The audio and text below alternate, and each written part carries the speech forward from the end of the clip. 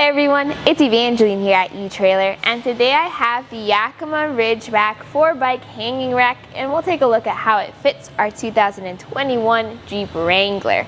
So the RidgeBack is a tried and true bike rack. It's been around for a while. It does have the ability to carry up to 5 bikes if you get the 5-bike version. So if I wanted a hanging rack and I wanted to carry around a lot of bikes, more than I could with a platform rack, but I also didn't want to take up as much space as a platform rack would, this would be one of my options. Now if I wanted to upgrade, maybe spend a little bit more, I'd go ahead and get the Yakima FullTilt. But if I wanted the premium features of the FullTilt, but maybe not the price, that's where the RidgeBack sits. Now, speaking of sitting, how does the bike sit on this rack? Well, this can carry up to 4 bikes for this specific version, and it has 3 touch points. So 1 and 2 up top, and then the 3rd down here is gonna help prevent our sway. So with this secure against the bike frame, notice how much sway we have with this on. I'll take this zip strip out, and notice how much more sway we have with this off. We'll fold this in to make it easier to take the bike off once we have the other zip strips out. What I like to do is I just pop these onto the arms so that they're not in the way, but they're also not easily lost.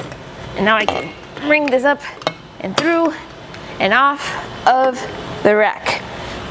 And now we are ready to hit the trails. Let's talk about those cradles there.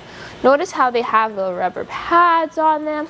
That's to help prevent scuffs and scratches of the rack, but it's also going to give a little bit of a grip.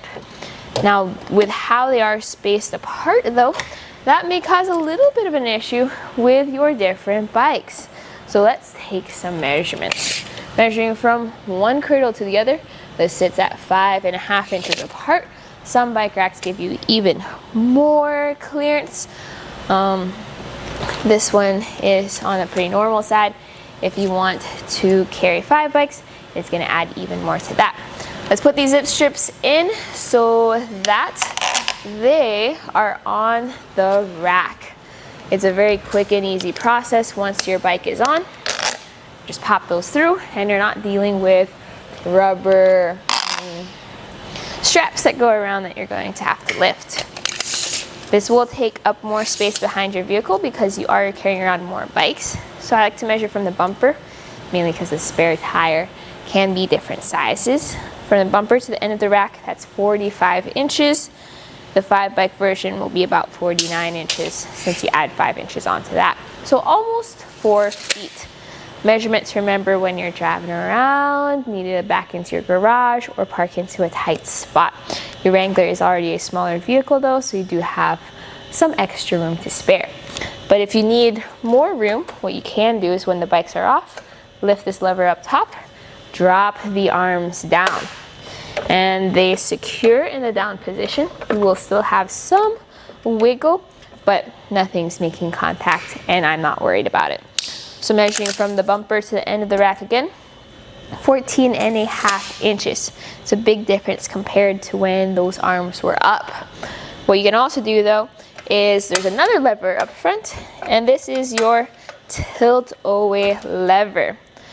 As deep as the tilt is, unfortunately, with the spare tire for our Jeep, this is as far as the door can open. So just barely enough to like reach in there and grab maybe a helmet or a water bottle, but really nothing significant.